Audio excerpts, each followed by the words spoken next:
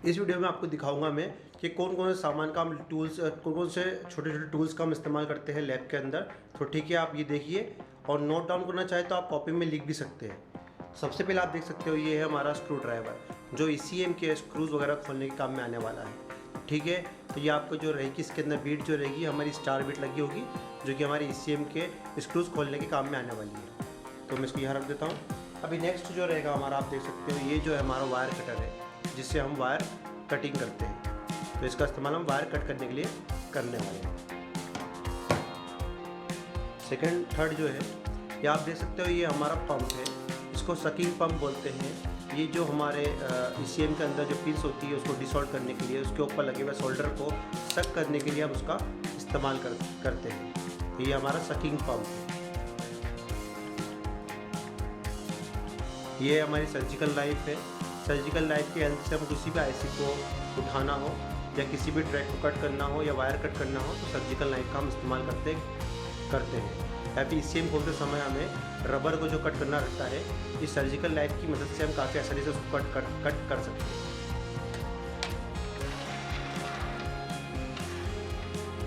ये हमारी फाइल है, जिससे हम जो सोल्डरिंग आयरन रहता है हमारा, उसके ऊपर लगे हुए कार्बन को इससे हम क्लीन करते हैं। ये है हमारी फाइल। ये हमारा मैग्नीफाइंग ग्लास है, जिससे हम हमारे ECM के छोटे कंपोनेंट या ECM की ICs के नंबर को देखने में इससे हमें हेल्प मिलती है। ये हमारा मैग्नीफाइंग ग्लास है। ये हमारा एसीटोन है। एसीटोन से हम जो ECM की क्लीनिंग करते हैं, ECM पे काम करने से पहले किसी भी IC के ऊपर गंदगी लगी हो तो उसको साफ़ करने के लिए हम एसीटोन स्प्रे का इस्तेमाल करेंगे, जिससे हम हमारे क्लीनिंग का काम करते हैं।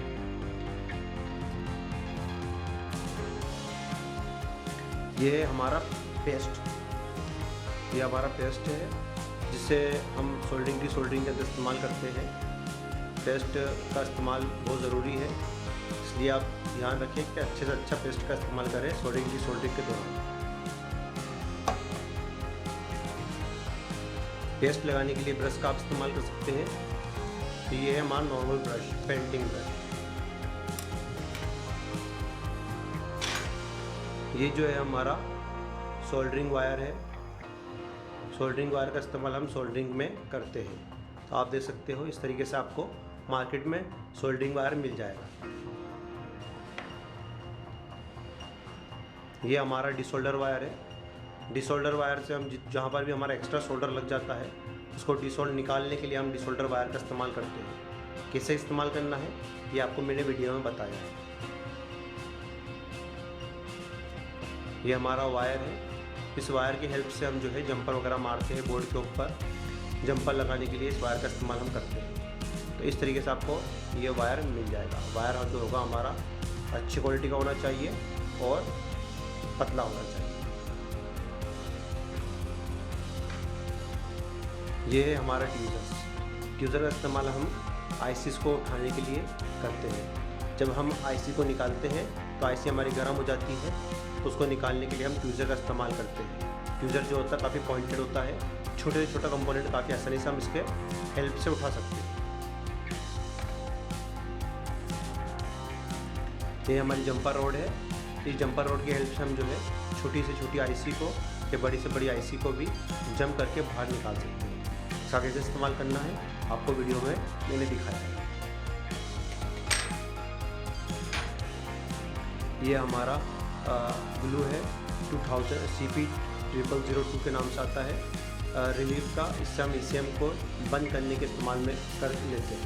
ECM को जब भी हमें पैक करना रहता है, इस ग्लू को हम उसके कवर पे लगाते हैं दोनों साइड और ECM को हम कर देते हैं पैक। CP0002। ये हमारा क्लीनर स्प्रे है। इससे हम कहीं पर भी कुछ कार्बन वगैरह लगाओ कनेक्टर वगैरह पे, तो उससे हम इसकी हेल्प से क्लीन कर लेते हैं। तो आपने देखा ये सभी सामान का जो है छोटे छोटे टूल्स कम और औज़ारों का इस्तेमाल करके हम ECM रिपेयरिंग, BCM रिपेयरिंग और जो भी हमारा कंप्यूटर रिपेयरिंग काम रहता है उससे हम कंप्लीट करते हैं। इस वीडियो के अंदर आपको बताने वाला हूँ मैं हमारे ECM repairing, meter repairing, BCM repairing और अदर जितने भी हमारे गाड़ी में इस्तेमाल होने कंप्यूटर रिपेयरिंग के अंदर जो टूल्स हमारे जो मशीनरी इस्तेमाल होती है वो आज मैं डिटेल में आपको समझाने वाला हूँ सभी के बारे में।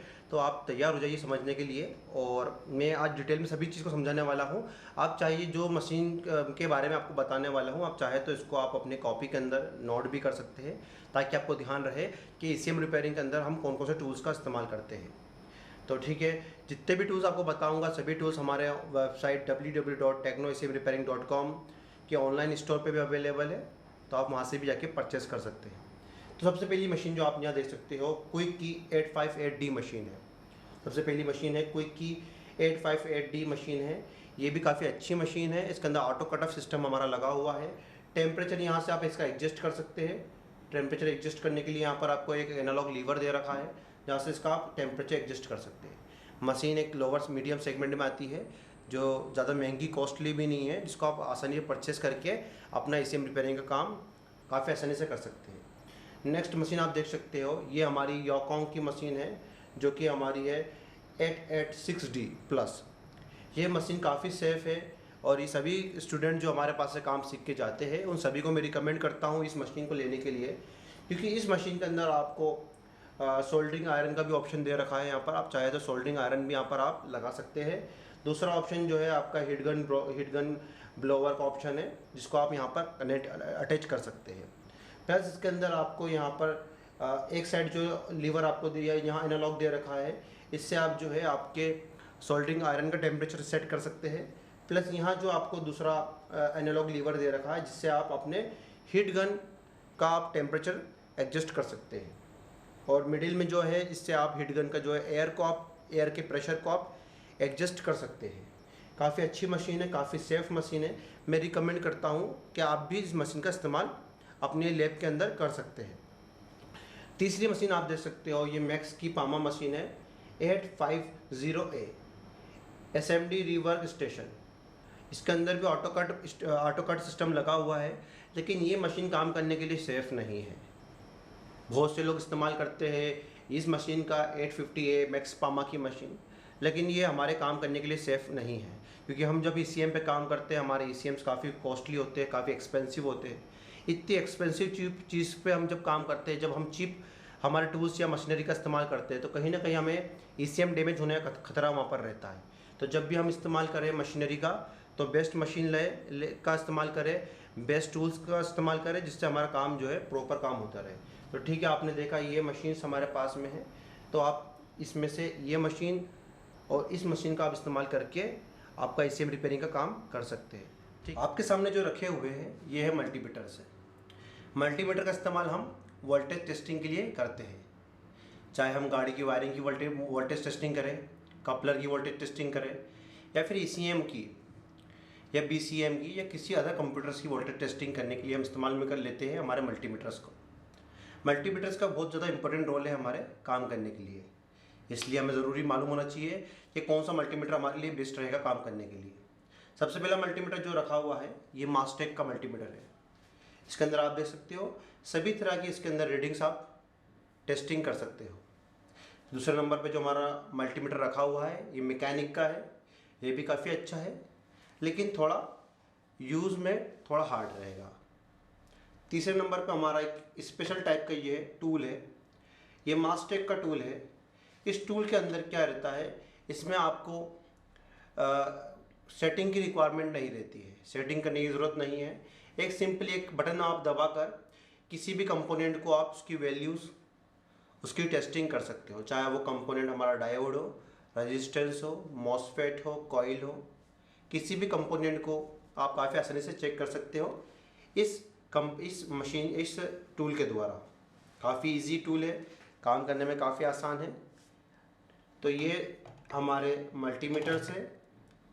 इसके अंदर मैं आपको प्रेफर करता हूँ कि आप मास्टेक का मल्टीमीटर का भी इस्तेमाल कर सकते हैं, आप चाहे तो मैकेनिक का भी अच्छा है, इसका भी आप इस्तेमाल कर सकते हैं।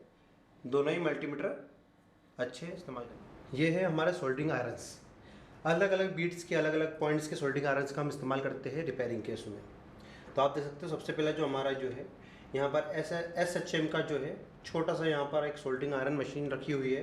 इसके अंदर आप देख सकते हो उसकी जो पिन रहेगी, इसकी जो पॉइंट रहेगी वो छोटी रहेगी, इसकी जो बीट रहेगी वो स्मॉल रहेगी। तो हमें मल्टीपल टाइप्स की छोटी बड़ी सभी बीट्स का इस्तेमाल करना रहता है इसी में रिपेयरिंग के उसमें। तो आप देख सकते हो यहाँ पर जो बीट है ये स्मॉल बीट है हमारी। दूसरी जो बीट आप देख सकते हो ये सोल्डरिंग आयरन हमारा इस टाइप से है, जिसके अंदर आप देख सकते हो इसके अंदर बड़ी बीट लगी हुई है। बड़े काम करने के लिए, थोड़ा हैवी काम करने के लिए इसे हमें ECM कपलर चेंज करना है, तो वहाँ पर हमें जो है बड़ी बीट का इस्तेमाल करना रहेगा। या फिर कुछ हैवी IC है, कैपेसिटर हैवी है जिसको अपन को निकालना है बाहर, तो वहाँ पर हमें बड़े सोल्डरिंग आयरन का इस्तेमाल करना रहेगा। फिर उसके बाद आप देख सकते हो यहाँ पर मिडिल सेगमेंट के जो रहता है नॉर्मल साइज़ की बीट भी आती है, जो हमारी मीडियम जो ICs लगी होती है उस ICs के लेग को लगा चिपकाने में सोल्डरिंग करने का उसमें इस्तेमाल करना रहता है। उसके बाद आप देख सकते हो कि मैंने आपको तीनों तरह की आपको बीट दिखाई सोल्डरिंग आयरन के अंदर। तो अभी आप जब भी काम करते हो तो तीनों आपके पास बीट्स होना चाहिए और तीनों टाइप्स के सोल्डरिंग आयरन आपके पास रहना चाहिए काम करने के दौरान। उसके बाद हमें जो है ये आप देख सकते हो ये जो हमारा रखा हुआ है ये स्टैंड रखे हुए हैं, स्टैंड का भी हमें इस्तेमाल करना है जब भी हम काम करते हैं। तो सोल्डरिंग आयरन जब हमारा गर्म रहता है तो उसे हमें स्टैंड में लगाना रहता है, तो स्टैंड्स भी हमारे पास में होना चाहिए। ये है हमारा PCB होल्डर, जिसके अंदर हमारी PCBs को हम लगाकर काम करते हैं। जैसे आपको दिखाता हूँ मैं ECM लगाकर, इस तरीके से आप ECM को इस PCB होल्डर के अंदर लगा सकते हैं। काफ़ी आसानी से ये इसमें लग चुका है। इसमें लगाने के बाद इसको आपको लॉक करना रहेगा। लॉक करने के बाद आप किसी भी IC पे काम करना चाहे उस IC पे काम कर सकते हैं। जो भी आपको काम करना रहेगा वो होल्ड करने के बाद आप इसको कर सकते हैं। तो PCB होल्डर का इस्तेमाल आप PCB होल्डर को लॉक करने के लिए आप कर सकते हैं। ये जो मशीन आपके सामने रखी हुई है ये AC to DC power supply की मशीन है। इसका इस्तेमाल हम ECM को ऑन करने के लिए करते हैं। देखिए कैसे करना है। सबसे पहले सिंपली अब यहाँ पर एक ऑन ऑफ का स्विच है, इसको ऑन करेंगे। ऑन करने के बाद आप जिस भी ECM पे काम कर रहे हैं, फॉर एग्जांपल हम काम कर रहे हैं अगर 12 वोल्ट के ECM पर, तो ऐसे 12 वोल्ट 2 एम्पेयर पे हम सेट कर सकते हैं। अगर मान लीजिए हम 24 वोल्ट की ECM पे काम कर रहे हैं तो इसको हम चाहे तो 24 वोल्ट के ऊपर भी इस तरीके से इसको हम 24 वोल्ट 2 एम्पेयर पे सेट कर सकते हैं। काफ़ी सिंपल मशीन है और इस मशीन की हेल्प से हम जो है सभी हमारे इलेक्ट्रॉनिक कंप्यूटर्स को पावर सप्लाई देते हैं, जिससे हमें उसकी वोल्टेज कितना सप्लाई हुआ और कितना एम्पेयर बोर्ड के अंदर बना, इस मशीन की हेल्प से हम उसको देख लेते हैं। यहाँ पर आपको 2 स्लॉट है, एक पॉजिटिव सप्लाई के लिए और नेगेटिव सप्लाई के लिए।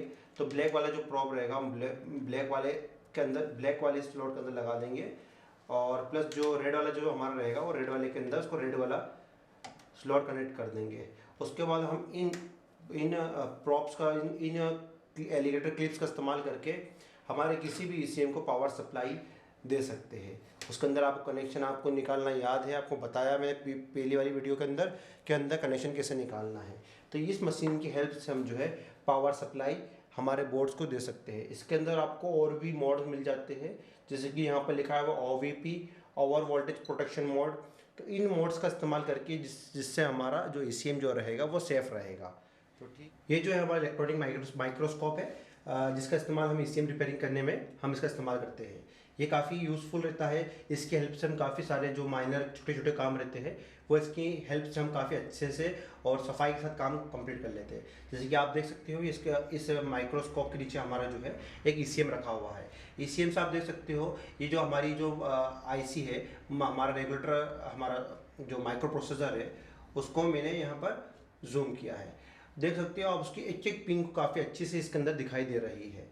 अगर ये माइक्रोस्कोप का हमारे पास अगर माइक्रोस्कोप नहीं रहता तो हम उसको देखने में काफ़ी हमें प्रॉब्लम होती, लेकिन अगर हमारे पास माइक्रोस्कोप है तो उससे हम एक एक पिन को काफ़ी आसानी से देख सकते हैं कि कौन सी पिन कैसी लगी हुई है। अगर कौन सी पिन लूज रहती है तो उसको भी हम माइक्रोस्कोप की हेल्प से हम उसको चेक कर सकते हैं। प्लस माइक्रोस्कोप की हेल्प से हम जो बारीक जो हमारे छोटे छोटे जो ECM के अंदर ट्रैक्स रहते हैं वो डैमेज हो जाते हैं, तो माइक्रोस्कोप से हम उसको देखकर काफ़ी आसानी से काफ़ी सफाई से उन ट्रैक्स को हम जॉइंट कर सकते हैं। तो ECM रिपेयरिंग के अंदर जो माइक्रोस्कोप है हमारी काफ़ी हेल्प करता है रिपेयरिंग के लिए। तो ये जो था माइक्रोस्कोप हमारा मिडास का